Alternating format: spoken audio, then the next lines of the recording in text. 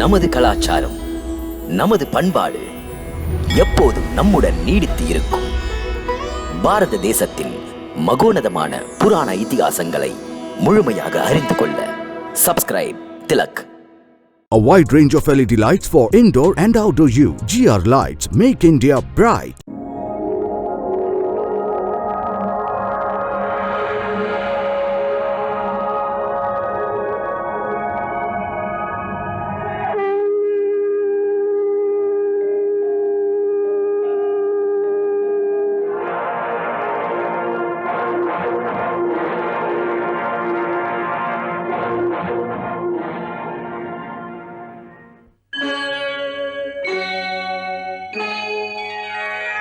Krishna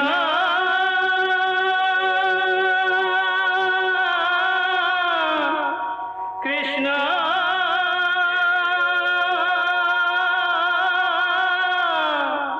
Hare Krishna Hare Hare.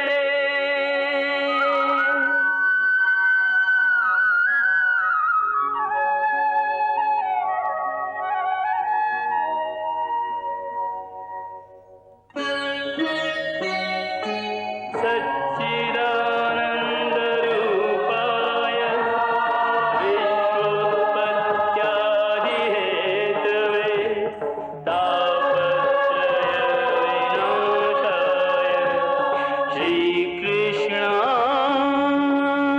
श्रीकृष्णाय वयं नमः.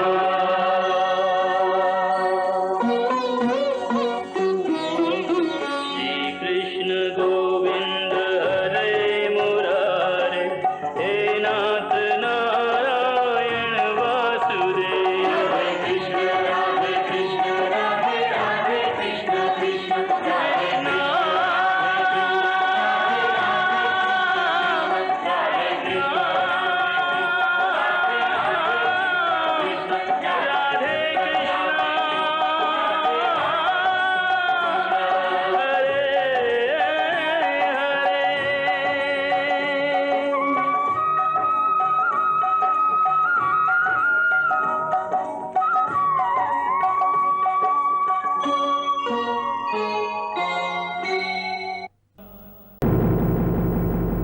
ஸ்ரீ கிருஷ்ண பலராமர்களின் கையால் 17 முறைகள் தோல்வி கண்ட பிறகு ஜராசந்தனும் அவனுக்கு துணை நின்றவர்களும் மனம் இடிந்து போனார்கள். துயரத்தின் ஆழத்தில் அமிழ்ந்தார்கள். இருந்தாலும் தோற்றவர்களெல்லாம் மாவீரர்கள் அல்லவா? ஆகையினால் அவர்களால் இந்த கசப்பான தோல்வியை ஏற்றுக்கொள்ள முடியவில்லை. இது இறுதியான தோல்வி என்று.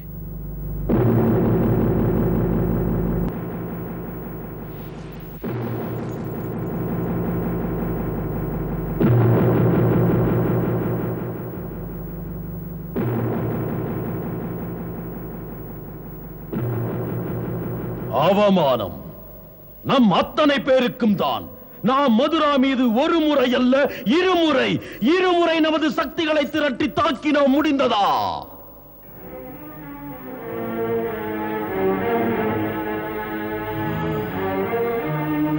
செய்த ஏற்பாடுகளை நாசப்படுத்த எப்படி அவர்களால் முடிந்தது?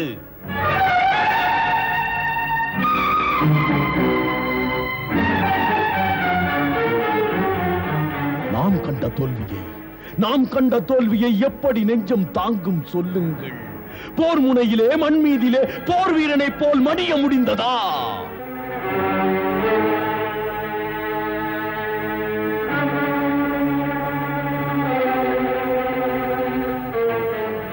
தாம் பட்ட மானக்கேடுகளின் அளவுகள் புரிகிறது சாம்ராட்.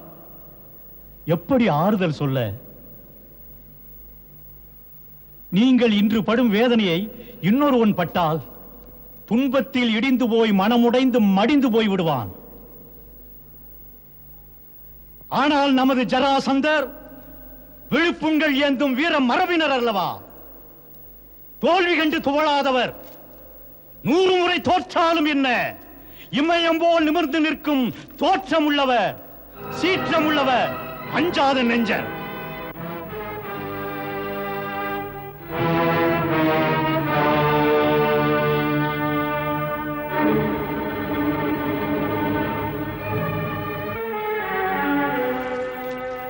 மன்னிக்க வேண்டும். இந்த யுத்தங்கள் நமக்கு தேவைதானா?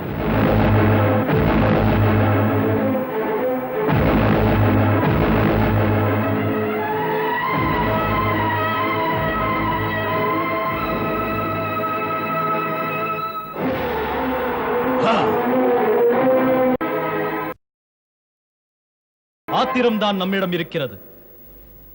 இந்த யுத்தத்தால் நல்ல பயன் யாருக்கும் இல்லை. இத்தனை பயங்கரங்கள், இத்தனை மனித உயிர் சேதங்கள், நாட்டில் குழப்பங்கள், இரு தரப்பிலும் இழப்புகள்.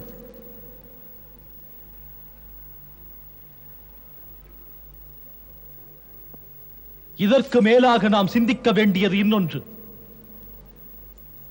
மதுராவை வளைக்க நம் கைவசம் எண்ணற்ற அக்ரோனி சேனைகள். போயும் பயனின்றி திரும்புவதேன்?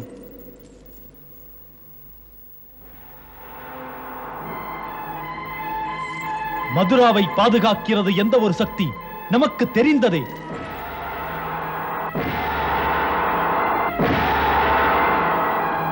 முன் அனுபவங்களை நாம் மறந்துவிட்டோம். மறந்தாலும் மறக்கவில்லை. அது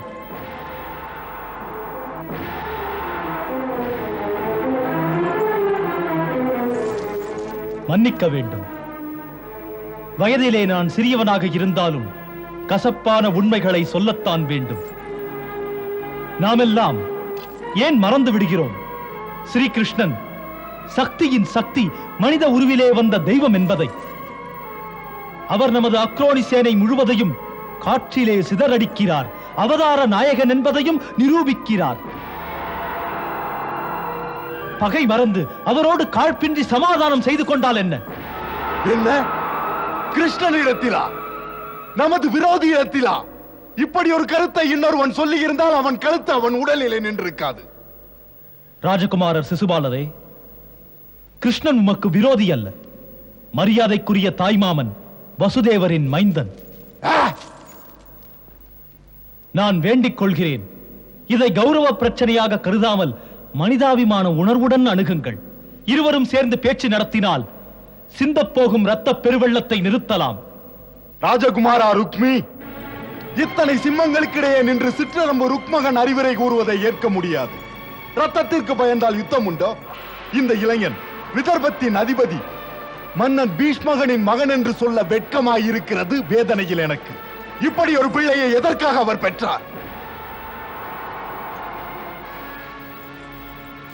ராஜகுமாரா ருக்மா, சுத்த சத்திரிய வீரனுக்கு யுத்த பூமிதான் தாளாட்டும் தொட்டில். சமாதானத்திற்கு அவன் போக மாட்டான், போகவே மாட்டான். சமாதானத்துக்கு அவன் வாழ்வில் விரும்புவது வெற்றி அல்லது போர்க்களத்து மரணம்தான். எதிரியுடன் அவன் பேச மாட்டான். வீரனுக்கு அது அழகல்ல. பகையாளிக்கு நேசக்கை நீட்டினால் மானக்கேடப்பா, மரியாதைக்கு மாசல்லவா?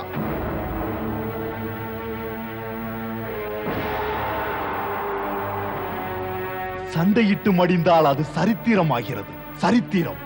பயந்து சண்டையை நிறுத்த அங்கே சமாதானம் பேசுவது கேவலம் அப்பா, கௌரவம் இல்லை. ஆகையினால் இனி எப்போதும் இந்த கோழைத்தனமான பேச்சை வீரமன்றத்திலே பேசாதே. உன் தந்தையை அவமானப்படுத்தாதே. தந்தையை அவமானப்படுத்தும் பிள்ளையை கண்டால் எனக்கு கோபம் வருகிறது, ஆத்திரத்தால். இன்னும் ஒன்று, கிருஷ்ணனுக்கும் எனக்கும் உறவு சில சொந்தங்களை நினைத்தாலே கசக்கிறது. ஆனால் சிலரிடத்தில் பந்தம் உண்டாகிறது. பந்தம், இப்படி ஒரு பந்தம் மாமன்னர் ஜராசந்தருக்கும் எனக்கும் ஒரு தந்தை மகன் போல.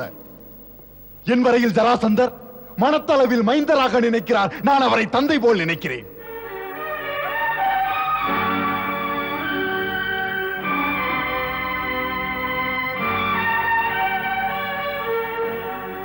ஆகையால் கிருஷ்ணன் என் மிக பெரும் பகைவன். நன்றாய் கேள், கிருஷ்ணன் என் மிக பெரும் பகைவன். கிருஷ்ணன் என் மிக பெரும் பகைவன்.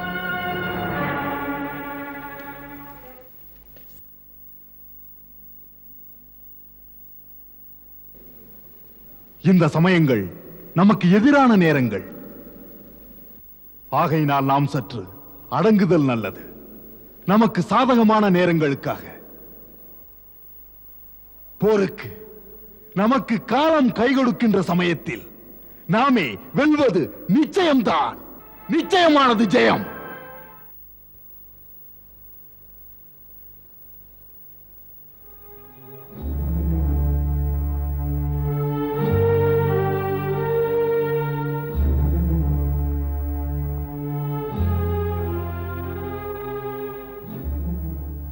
பல்ராமண்ணா, இன்றைய நிலையில் நாம் மதுரா நகரை விட்டுவிட்டு எங்காவது செல்வோம். ஏன் இப்படி சொல்லுகிறீர்கள் பிரபு? தாம் மதுராவை விட்டு செல்வதா? ஆம் அக்ரூரரே. போவது ஏன்? ஏனென்றால் நாம் மதுராவில் இருக்கும் வரையில் மதுராவின் சிரமங்கள் தீராது.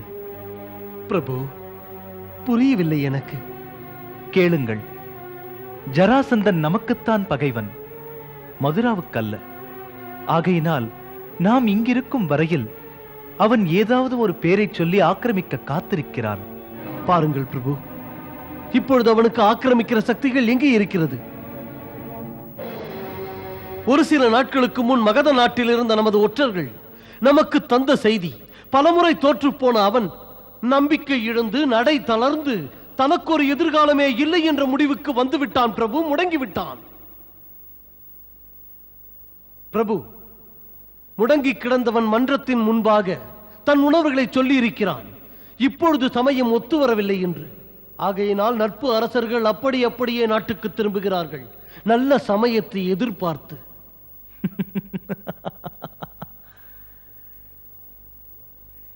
என்றால் போரை கைவிடும் அளவுக்கு அவன் நினைப்புகள் இல்லை. அவன் புத்திசாலி, சமயத்தை எதிர்பார்க்கிறான். இதிலே ஒரு உண்மை புலப்படுகிறது. இந்த மதுராவின் கஷ்டங்கள் ஒதுங்கி இருக்கின்றன. இன்னும் அது முடிந்து விடவில்லை. போதும், இதை நான் ஏற்க மாட்டேன் கிருஷ்ணா. பூசி மெழுகாதே. இப்போது ஜராசந்தனின் நட்பு அரசர்கள் மிரண்டு போனார்கள். கூட்டமைப்பிலே உருவான சக்தி பிரிந்து விட்டது. இங்கே பார், உண்மையில் ஜராசந்தன் தாக்குதலுக்கு அணி சேர்த்து வரமாட்டான். பல்ராமண்ணா, நீங்கள் அவனை புரிந்து கொள்ளவே இல்லை. ஒரு அதிசய பிறவி அவன். அவன் உடலை வாளால் இரு கூறாக்கி விடுங்கள். அந்த இரு பாதி உடல்களை தூக்கி போடுங்கள். தூக்கி போட்ட துண்டங்கள் மீண்டும் ஒன்றுபட்டு விடும் அண்ணா. அந்த ஜராசந்தன் மீண்டும் உயிரோடு எழுந்து வருவான்.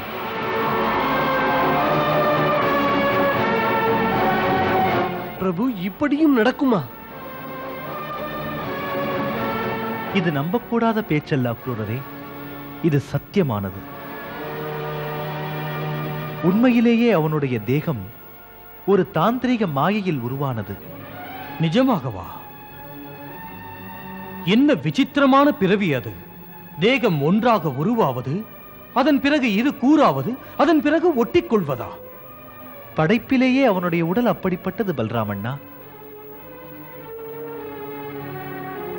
நிஜமாகவே ஒரு விசித்திரமான கதை. அவன் அப்பா மன்னர் பிருத்ரருக்கு இரு மனைவியர். சின்னவளுக்கு குழந்தை உண்டு, பெரியவளுக்கோ குழந்தையே இல்லை. ஆகையினால் அவனுடைய இரு மனைவியர் தங்கள் பிள்ளை பேருக்காக சாதுக்களுக்கும் மகாத்மாக்களுக்கும் பணிவிடை செய்தார்கள். ஒரு முறை ஒரு மாமுனிவர் ஒருவர் அவர்கள் சேவையில் பெருமகிழ்ச்சி அடைந்து அவர்களுக்கு ஒரு பழம் கொடுத்தார்.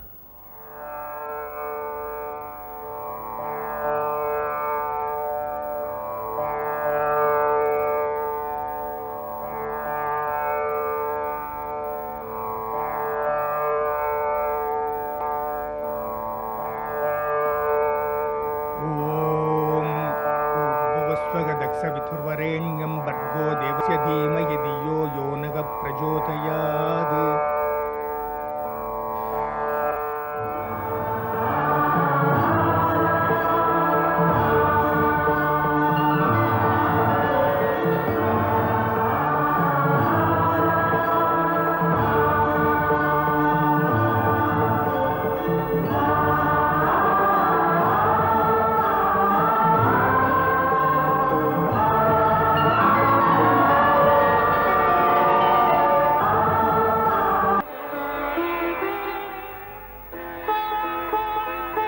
இந்தாருங்கள், இந்த கனியை சாப்பிடுங்கள். பிரபுவின் திருவருளால் வீரமே உருவெடுத்தது போல் ஒரு மகன் பிறப்பான்.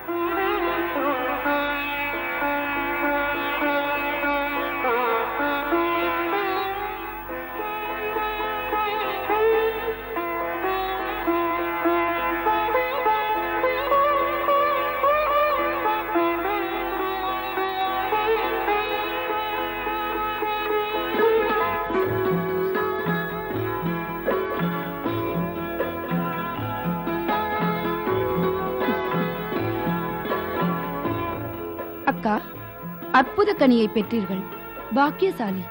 அந்த மகரிஷியே சொன்னாரே, அப்படி ஒரு வீரமிக்க மகனை பெற்றெடுங்கள்.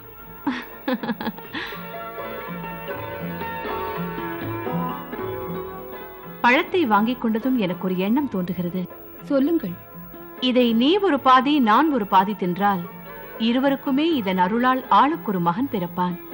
இல்லை அக்கா, அவ்வாறு நடக்காது. முனிவர் உங்களுக்கு ஒரு மகன் பிறக்கத்தான் இந்த கனியை கொடுத்தார். இருக்கட்டும், அவருடைய வாழ்த்துக்களின் சக்தி இதில் இருக்கும் அல்லவா? அன்று மன்னர் தசரதருக்கு அக்னி தேவன் கொடுத்த பாயசத்தை 3 ராணிகளும் அருந்தினார்கள். அந்த மூவருக்குமே மைந்தர்கள் பிறக்கவில்லையா? இல்லையா? போதுமே, இதை சாப்பிடுவதும் அதை போலத்தான். அதனால் இருவரும் பாதி பாதி சாப்பிடுவோம்.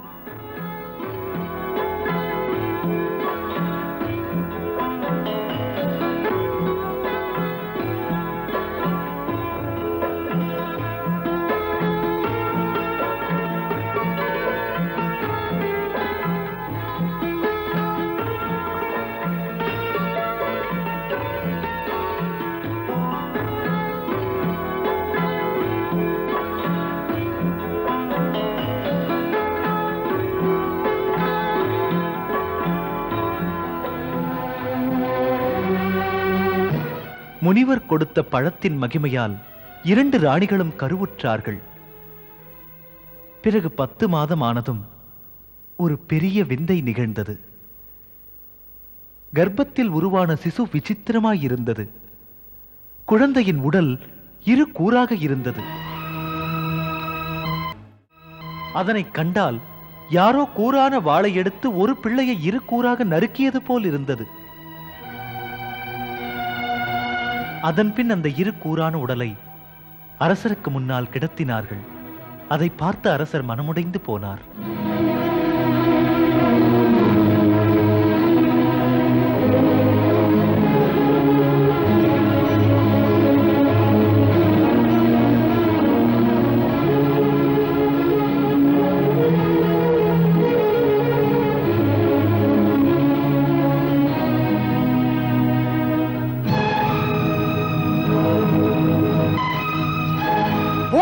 எடுத்துச் செல்லுங்கள்.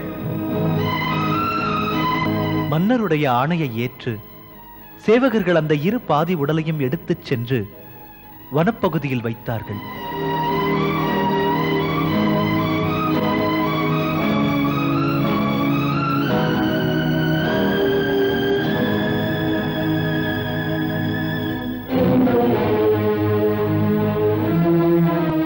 பாருங்கள்,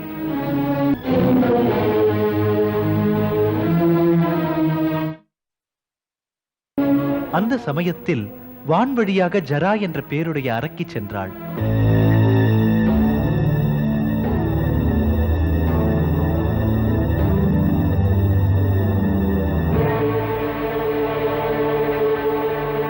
அவள் பார்வை அங்கே இருந்த உடல் கூறுகளின் மேல் விழுந்தது. அவள் உற்று நோக்கினாள்.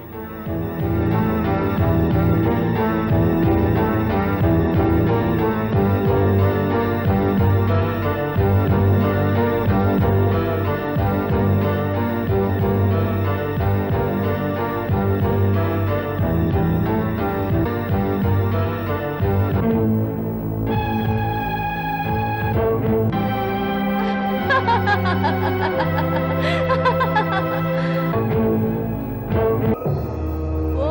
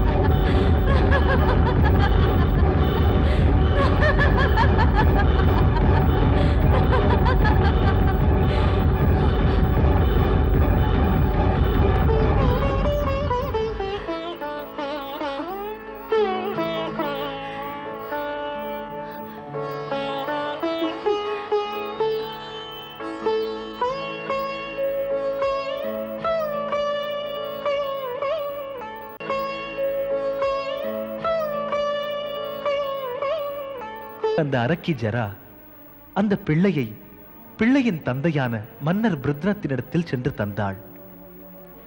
அந்த கொடிய அரக்கி ஜரா 2 கூறுகளையும் இணையச் செய்து அதை ஒன்றாக்கி தந்ததினால் அந்த அரக்கியை பாராட்டும் வகையில் தன் பிள்ளைக்கு பெயர் வைத்தான் ஜராசந்தன் என்று. இவன் அதே ஜராசந்தன். அதனால் இன்றும் கூட அவனை 2 கூறாக்கினால் அந்த 2 கூறுகள் இணைந்து மீண்டும் ஒன்றாகிவிடும். அதன்பின் ஜராசந்தன் மீண்டும் முன்போல் சண்டையிட வருவான். அதனால் தான் அப்படி சொன்னேன். நம்மிடையே ஜராசந்தன் இருந்தால் மதுராவின் கஷ்டங்கள் தீரப்போவதில்லை. ஜராசந்தன் எத்தனை முறை தோற்றாலும் அத்தனை மடங்கு ஆவேசத்துடன் அவன் எழுந்து வருவான். புலி பதுங்குவது எதற்காக? பதுங்குவது புதிய திட்டம் தீட்ட. என்ன பிரபு, அவன் திட்டங்கள் என்ன? இப்போது அவன் மிலேச்ச சக்தியின் துணை கொண்டு ஆக்கிரமிக்க காத்திருக்கிறான். மிலேச்ச சக்தி யார் தருவது? காலயவனன். காலயவனன் யார் அவன்? யவன தேசத்து அரசன் காலயவனன். பிறப்பால் பிராமணன், செய்கையால் மிலேச்சன். பிரபு, அவன் கதை பயங்கரமானது, அற்புதமானது. பிறகு அதை சொல்கிறேன். அங்கே ஜராசந்தனும் சல்லியனும் அவனை பற்றி பேசிக் கொண்டிருக்கிறார்கள். சல்லியன் அவனை புகழ்கிறான். காலையவனன் மட்டும் நம் பக்கம் இருந்தானால் நிச்சயமாக வெற்றி நமக்கு உண்டு என்கிறான்.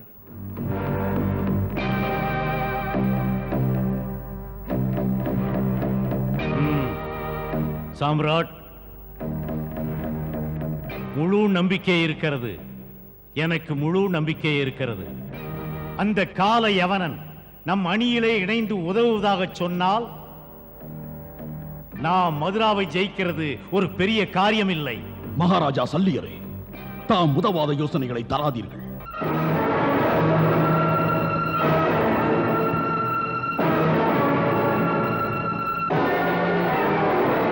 முன்பு பட்டது மறந்து விட்டதா? ஒரு முறை அல்ல, எத்தனை முறை நாம் இழிவுபட்டு வந்தோம். தாக்கு பிடிக்க முடியாமல் தப்பி ஓடி வந்தவர்கள் இன்னும் உயிரோடு இருக்கிறோம். உருப்படாத யோசனை தந்து மீண்டும் நான் அடிபட்டு வர ஏன் தங்களுக்கு ஆசையா?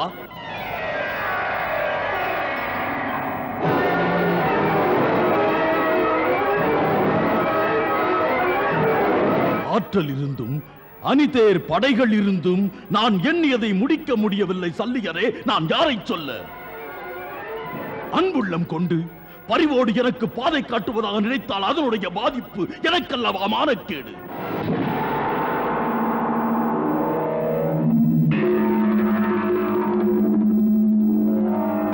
மன்னர் சல்லியரே, உங்கள் நல்லெண்ணத்தின் மீது எனக்கு சந்தேகமில்லை. ஆனால் இந்த முறை நான் போரிலே தோற்றுவிட்டால் இந்த ஜராசந்தன் அங்கேயே அந்த யுத்த பூமியிலேயே தற்கொலை புரிந்து கொள்வான். அப்படி செய்து கொள்வது நீங்கள் மட்டுமல்ல சாம்ராட், நானும் உங்கள் கூட வருவேன். அந்த ஒரு நிலை தங்களுக்கு நேர்ந்தால் எனக்கு பாலூட்டிய என் அன்னையின் மீது ஆணையிட்டு சொல்லுகிறேன், நான் உங்களுக்கு உறுதி கூறுகிறேன், உங்கள் நண்பன் இந்த சல்லியன் உங்கள் காலடியின் முன், உங்களுக்கு முன்னால் மரணத்தை தழுவுவான். மன்னர் சல்லியரே. ஆம் சாம்ராட், ஆம். தாம் இன்று என்னை நம்பவில்லை. வீழ்ந்துவிட்ட நேரத்திலே தங்களுடைய உள்ளத்திலே எத்தனை புண்பட்டதோ அதைவிட 1000 மடங்கு என் மனதிலும் பட்டது. சல்லியன் பட்ட புண்கள் என் நெஞ்சையே ரணகளமாக்கிக் கொண்டிருக்கிறது. என்னை மேலும் புண்படுத்தாதீர்கள்.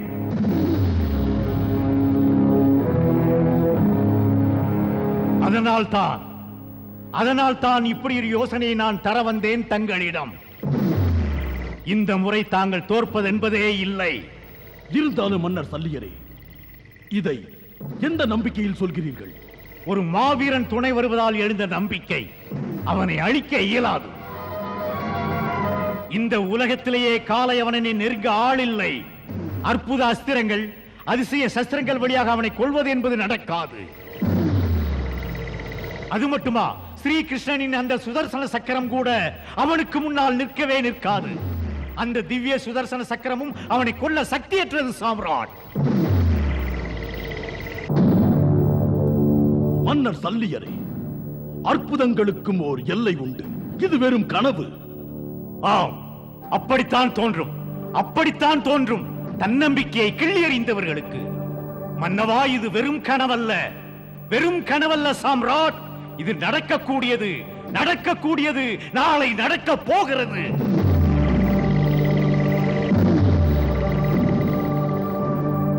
நான் சொல்லும் வீரன் வெறும் வீரன் அல்ல சாம்ராட், மிக்க விந்தையானவன். இந்த காலை அவனன் உண்மையிலேயே மிலேச்சன் அல்ல மன்னா, அவன் ஒரு ரிஷி மைந்தன். அவனை அந்த ரிஷி யவன தேசத்து மிலேச்ச அரசனுக்கு தத்து பிள்ளையாக தந்து விட்டார். அதனால் பிறப்பிலே ரிஷி மைந்தனாய் இருந்தும் கூட அவனை யவனன் என்கிறார்கள்.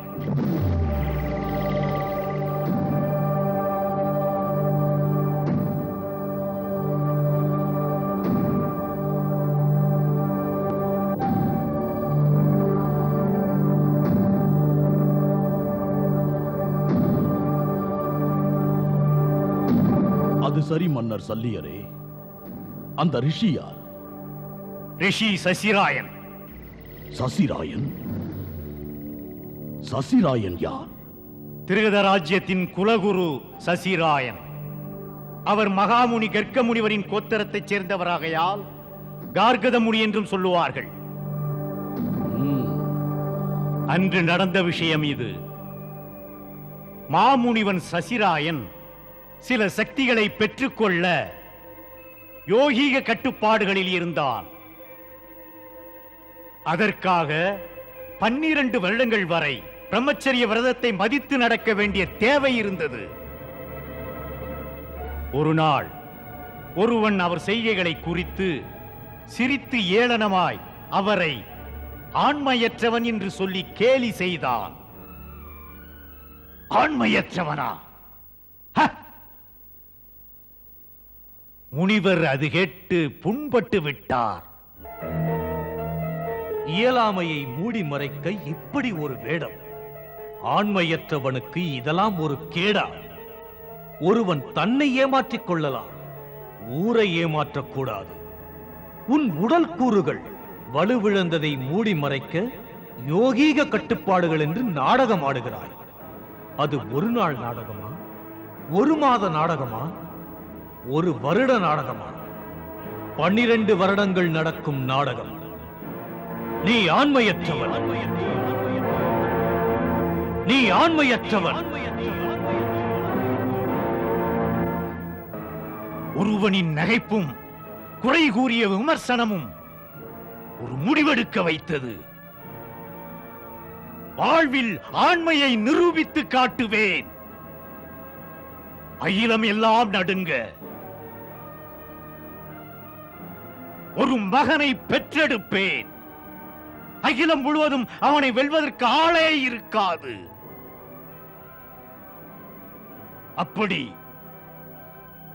வரம் பெறுவதற்காக முனிவர் சிவபெருமானை குறித்து ஆழ்ந்த தவம் இருந்தார்.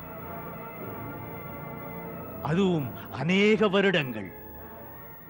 மிகவும் கடுமையாகவே அவர் தவம் இருந்தார்.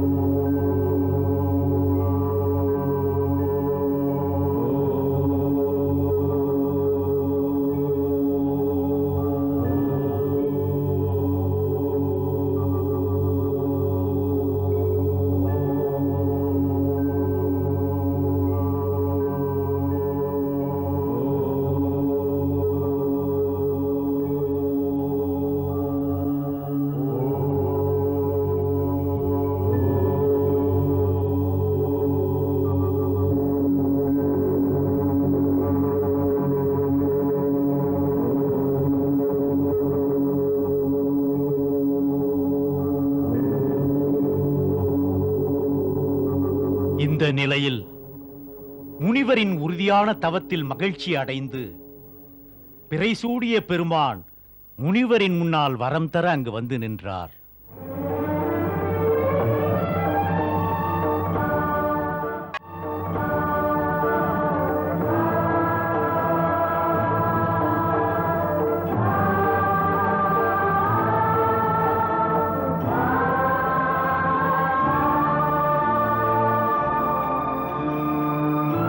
முனிவனே, உறுதிமிக்க உனது தவத்தில் நான் மனமகிழ்ந்தேன்.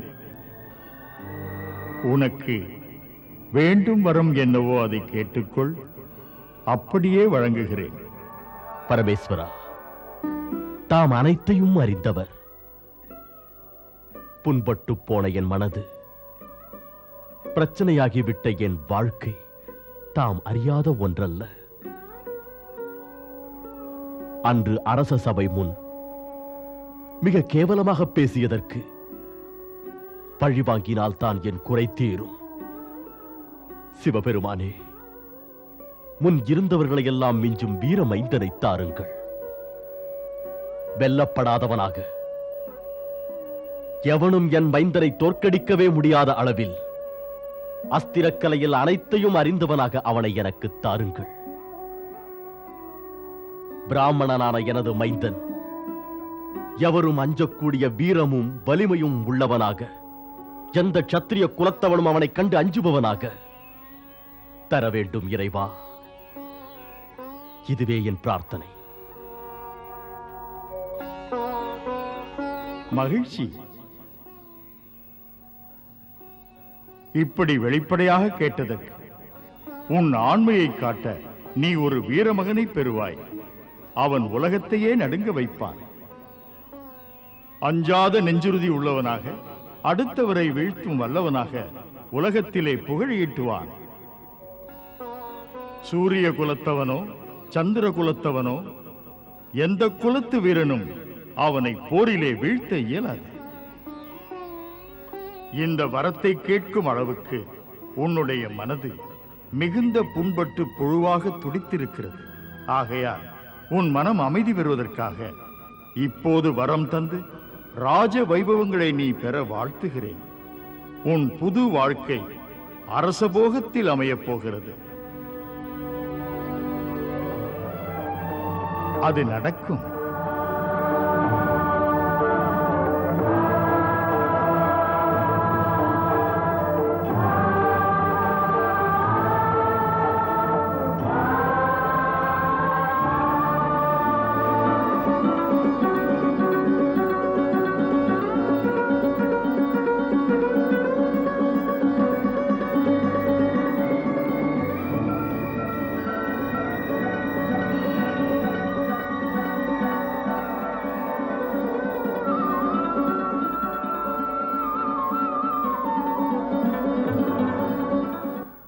அங்கிருந்து நடந்து வனப்பு மிகுந்த சோலைக்குள் வந்தான்.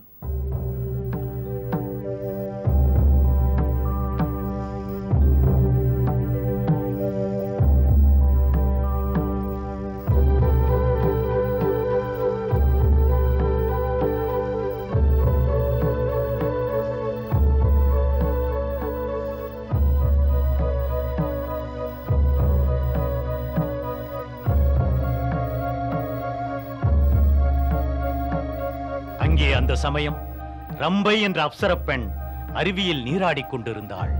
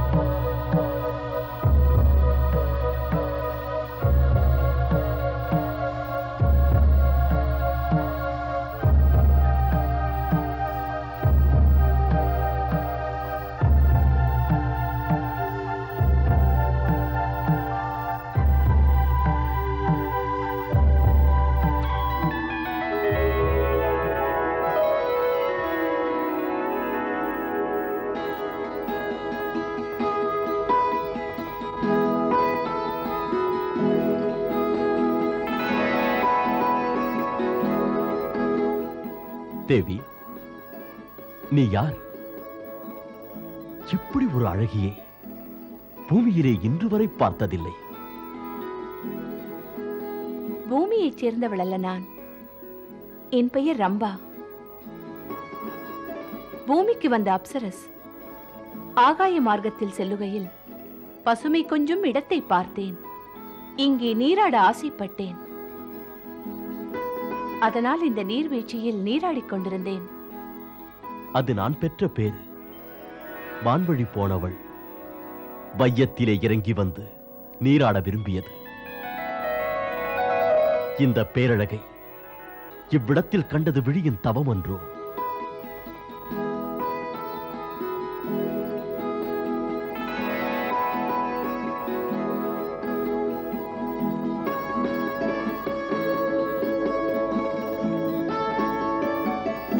மானிட மன்னவனே, தாம் யார்? வியப்புக்குரியவர் என்று தோன்றுகிறது. ஏனெனில் பூமியில் உள்ள மனிதனிடத்தில் இந்த ஒளி, இந்த தேஜஸ், இந்த வடிவழகை நான் பார்த்ததே இல்லை. உண்மை அதுதான். என் உடலில் உள்ள எழில், வடிவம், தேஜஸ், வனப்பு, உயிரை தாங்கும் உடல் என் உண்மையான உடல் அல்ல.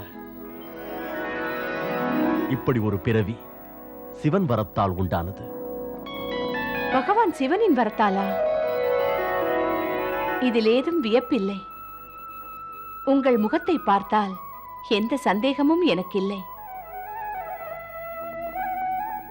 நான் நினைக்கிறேன் பரமேஸ்வரன் இந்த வரத்தை தமக்கு தரவில்லை, எனக்கு தந்தார். அவர் உங்களை இங்கு அனுப்பி பணிவிடை செய்ய இந்த எளியவளுக்கு வாய்ப்பு தந்திருக்கிறார்.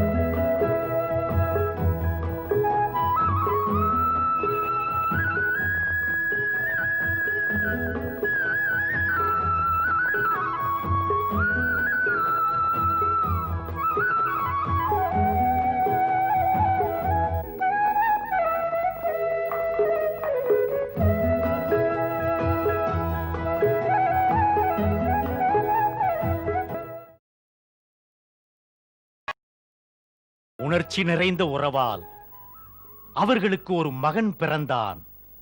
அவன் இன்று கால யவனன் என்ற பெயரில் யவன நாட்டின் மன்னனாக ஆளுகிறான். போகட்டும். அவன் யவன தேசத்திற்கு எப்படி சென்றான்? அந்த பிள்ளையை பெற்றெடுத்த பிறகு அந்த அப்சரா அழகி ரிஷியிடம் பிள்ளையை தந்து வந்த வழியே சொர்க்கம் திரும்பிச் சென்றாள்.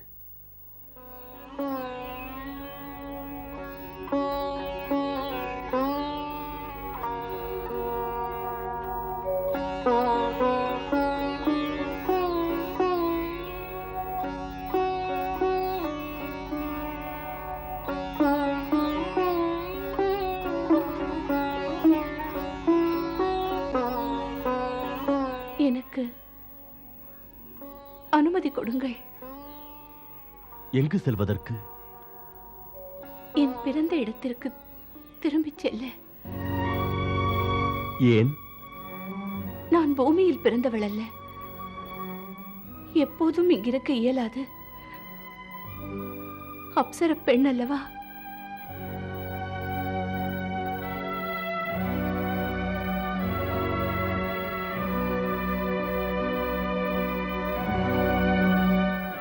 என்றால் நம் பிள்ளை? இவன் இங்குதானே பிறந்தான்.